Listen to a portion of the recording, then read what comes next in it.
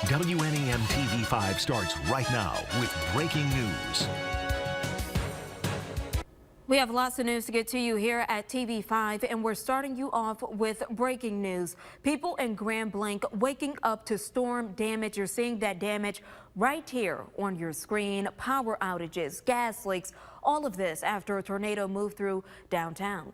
Thank you so much for joining us this morning. I'm Sierra Cersei. I'm Blake Keller. The good thing is that police say that there have been no deaths or any injuries. So now the focus is on the cleanup. We are bringing you live coverage from Grand Blanc coming up in just a moment. But first, let's turn over to our first alert meteorologist, Matthew Mondro. What are you learning this morning about the storm? And of course, what's next for us, Matthew? Certainly what's next for us here is that as we go through this morning, our severe weather threat is now over. As we go into today, turning much colder. We'll actually have some scattered snow showers moving in once we head towards daybreak on this Wednesday. But I just want to reiterate that once again, first alert pinpoint Doppler showing that we still have a couple of at least scattered showers. There is that one thunderstorm north of Lapeer. It's highly isolated. I've been keeping an eye on that on the radar. No concern of any severe weather out of that thunderstorm. What you need to know in Grand Blanc this morning is that we do have road closures along Dort Highway right by Gibson Road, Reed Road, and Grand Blanc Road. So you will need to really avoid Dort Highway in its entirety in Grand Blanc. Plenty of down power lines there, debris spread all across the roadway. We also have natural gas leaks in the Indian Hill subdivision this morning. We have heard from our own reporter, Lauren Piesco, who's live in Grand Blanc right now, that there have been some home evacuations in that subdivision too. In Grand Blanc this morning, we're urging you to avoid any unnecessary travel, especially right through downtown, to try to not congest things up while we have our first responders cleaning things up. Also watch out for just any of those sharp objects or debris that's scattered across across the Grand Blanc area this morning. That's a radar snapshot from 1:15 this morning, right as that tornado was moving over the GM plant. We'll have more of a recap on this in your full first alert forecast, Blake, Sierra, as well as more on the wind chills for later today. That's all coming up.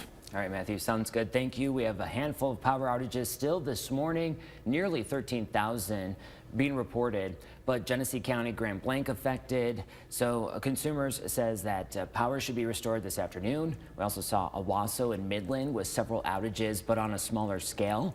DTE Energy reporting outages in Lapeer County. We aren't sure when power there will be restored, but crews are currently assessing the situation. Grand Blanc Township Police asking you to stay away from areas without power and areas with the most damage. So listen to this. Those areas include Dort Highway and Reed Road, Dort Highway and Grand Blanc Road, but Grand Blanc is still open. So Dort Highway and Gibson and Reed Road and Porter are also areas that you should avoid. If you see any downed power lines or debris on the road, stay away. If you need assistance or you do see those downed power lines or debris on the road, you should also call 911. Emergency Services is currently working to get to everyone who has been impacted by the severe weather. So let's get that first look at some of the damage that the storm has caused there in Grand Blanc this morning. TV5's Lauren Piesco is live in Grand Blanc, where there are reports of gas leaks as well as power outages. Lauren, what do we know right now? Blake, Sierra, good morning. We are live in Grand Blanc, where a tornado touched down here just after 1 o'clock this morning. The wind and rain is starting to pick up a little bit, as you can see. And we are at one of those spots you mentioned, the intersection of Dort Highway and Grand Blanc. Joining me now is Lieutenant Todd Gilbert with Grand Blanc Township Police. Good morning, Todd. Good morning. So how long do you think these areas will be closed off to the public? Definitely Dort Highway, probably the better portion of today, if not longer. Once the sun starts to come up, or at least it gets a little bit lighter out, we can get a better idea of the damage in the area. And once that's assessed, we can kind of figure out a timetable. And your guys have been driving down these roads all morning long. Tell me about some of the damage you've reported so far. We have multiple buildings that have faced extensive damage, both homes and commercial buildings.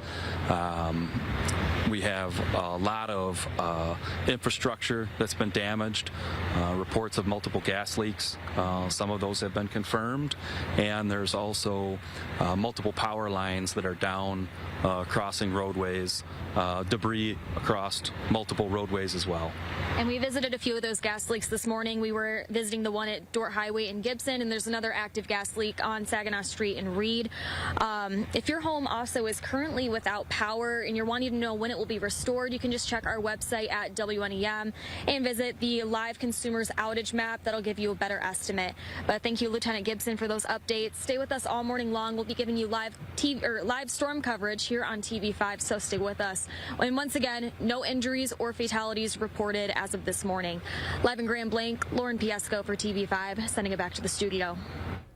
Lauren, thank you. We're just so grateful to hear that no one was seriously hurt or, of course, no deaths. Of course, we're thinking about everyone who, of course, is impacted this morning with damage. For weather coverage, no matter where you're at, scan the QR code on your screen.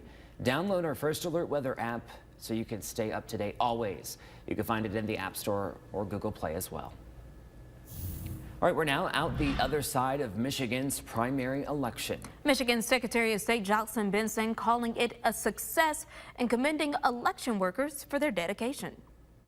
These citizens know that the eyes of the nation are on Michigan, and they are determined to do their work with a smile, protect every citizen's vote, and withstand any attacks that come our way.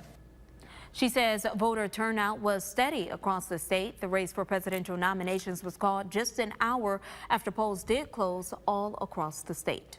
And with Joe Biden winning on the Democratic side and Donald Trump winning for the Republicans, Nikki Haley and uncommitted voters were no match for the frontrunners. In spite of Biden's clear win, many saw the vote as an opportunity to protest his handling of the Israel-Hamas war. Listen to Michigan is a growing movement among Arab Americans within the Democratic Party who called on each other to vote uncommitted. He's not fulfilling what he promised in the campaign to represent us, and our tax dollars are being used for the wrong reasons, and especially right now, it's being used to commit a genocide. Innocent Palestinian women, children are dying. Some Democratic leaders say that having uncommitted voters is not unusual during a primary, and a variety of opinions is just a part of the party fabric. They also say Biden and his administration are hearing the concerns of voters. They're working very, very hard to create a way to stop the violence, a ceasefire. They're doing everything they can to negotiate that among the parties that have to agree. Listen to Michigan hope to get at least 10,000 uncommitted votes. That number the same as the margin that delivered the state to Donald Trump back in 2016. On the Republican side of the nomination race, the official new party chairman in Michigan says members here can now focus on November. Our Lansing-based reporter Zachariah Wheaton was at a watch party over in Grand Rapids to catch GOP reactions. Let's check it out. That's right. There were no surprises tonight as former President Trump and President Biden won their primaries decisively. And while there were no shockers from the former South Carolina Governor Nikki Haley, there was a bit of a surprise with the amount of uncommitted voters that turned out in the Democratic primary. But as for Republicans, tonight's watch party in Grand Rapids was more of a celebration of Trump's victory and a court's ruling earlier in the day that named former Congressman Pete Hoekstra as the rightful chair to the Michigan GOP. Hoekstra said tonight's results and the judge's ruling allows them to focus on the general elections and give some clarity to the party. Trump has the momentum, national polls, everything indicate that this race is over. If Nikki stays in for a couple of more weeks or whatever, the bottom line is, I think most folks recognize this is going to be Joe Biden versus Donald Trump. With the voters' decision tonight, Michigan Republicans now look ahead to the state party's convention on Saturday as they'll pick the delegates to send to the national convention. It's happening later on this year. As for now, reporting in Grand Rapids, I'm Zachariah Wheaton. And we are also getting results on some local proposals. Voters in Bay City being asked to renew a sinking fund millage for Bay City Public Schools. Looking like it will pass with about 65% voting for the renewal. It will collect about $1.4 million annually for the upkeep of 13 buildings in the district. For the city of Saginaw, 68% of voters saying yes to renew a 5-year millage to pay for police and fire services. It will collect about $3.2 million in its first year. In Bullitt Creek, voters deciding a $22.7 million school bond. At this hour, yes votes are leading with 55% of the vote. And voters in and around Mount Pleasant being asked to pay $23.5 million for a community pool. As of now, the no votes are winning the race with 57%. None of these results have been made official just yet this morning. TV5 News Time is 6:40. Flint's mayor is honoring local leaders for Black History Month and what he plans to do during a very special event. Let's take a look outside. Of course, some damp roads still out there this morning. I-75 right here in Birch Run. It's not looking too bad. So just, of course, be aware of your surroundings and what's on the road in front of you. Drive safe. We'll be back with much more.